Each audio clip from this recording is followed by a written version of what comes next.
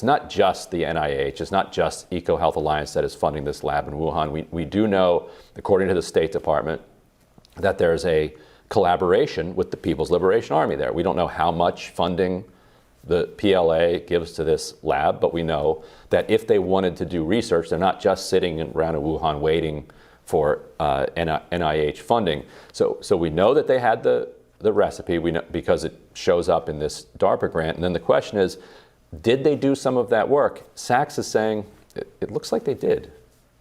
Right. And that's a huge element here because, again, I was talking earlier about the culpability of China, but there also clearly is a potential that there's culpability on the behalf of the United States that was funding and not with adequate oversight this research. And that's a huge, huge question, too, that we absolutely are behind on answering because, and we've talked about this before, Ryan, at any given moment, this can happen again. Right? Like, if we don't know what's happening, at any given moment, this can emerge from some laboratory in some corner of the world that's getting United States funding and is not adequately providing oversight. And who knows? But this is why what Sachs is saying is so important, and it should have happened years ago.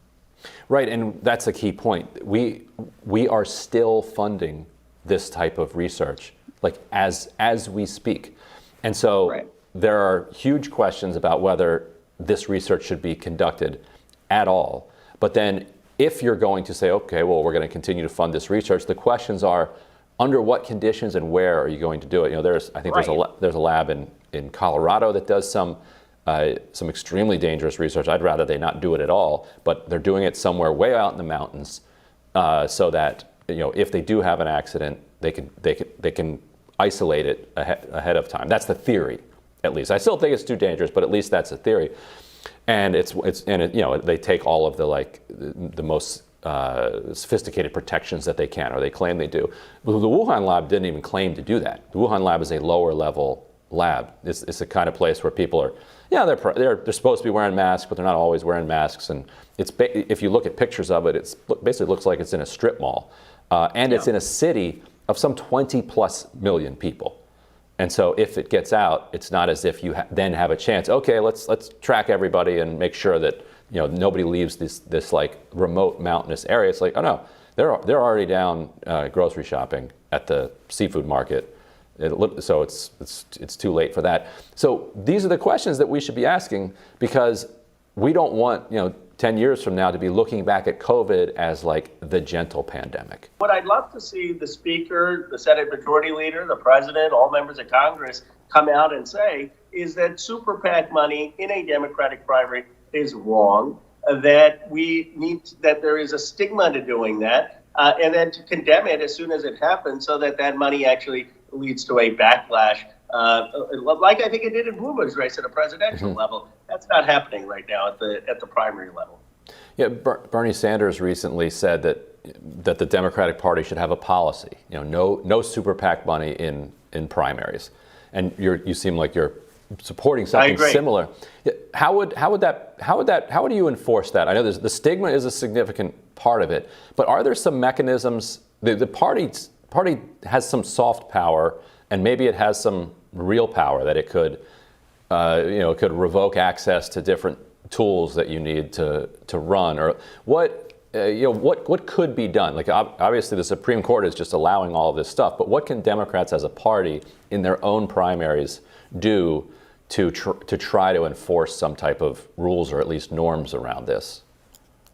Well, you could start by having the leadership speak out, right, from the DNC chair to the Speaker of the House, the Senate Majority Leader, condemning the candidate who's doing this. Now, the candidates will say, I don't know, but the candidate then should be out explicitly saying, I don't want the super PAC to spend a dime for me, and be very, very vocal about it. And for the members of Congress, leadership to be vocal about it. That would make news in the district, and I think it would backfire. I mean, beyond that, I think it could cost potential endorsements. I mean, the DNC may have mechanisms to make it very unpleasant for a candidate who's seeking that kind of support. And I think if a candidate themselves starts to condemn that super PAC spending, and the Speaker, the Senate Majority Leader, the DNC leader, then they may realize that that's not actually helping the candidate; it's hurting the candidate,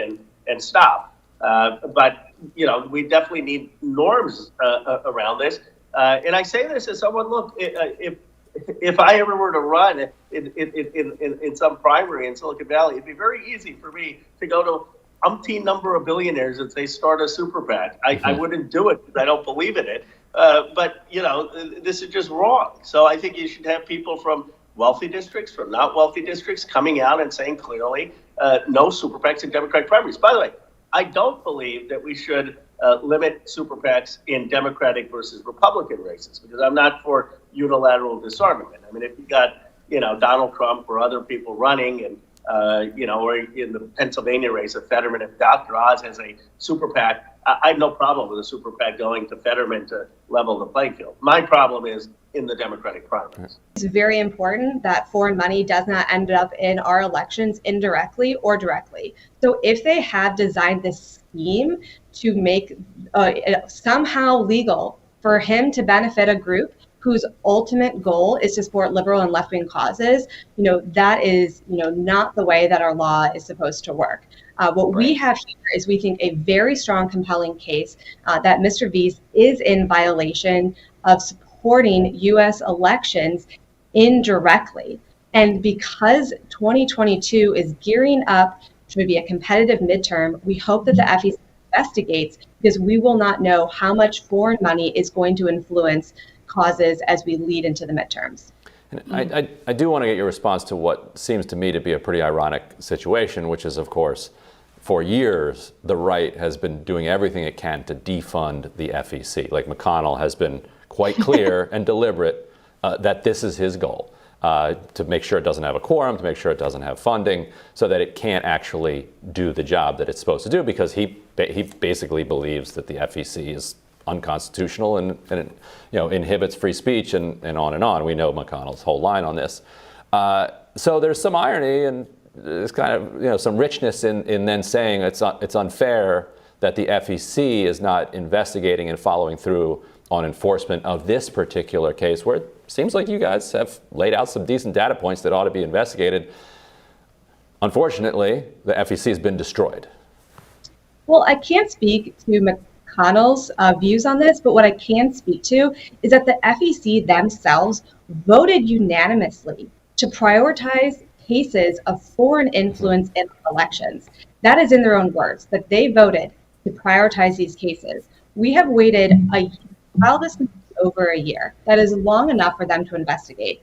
And because they, in their own words, said that they would prioritize it, and we strongly believe that coming into a midterm and everything that Mr. Vies has done before, it must be investigated. We hope that they prioritize this case, and that's why we're filing the lawsuit.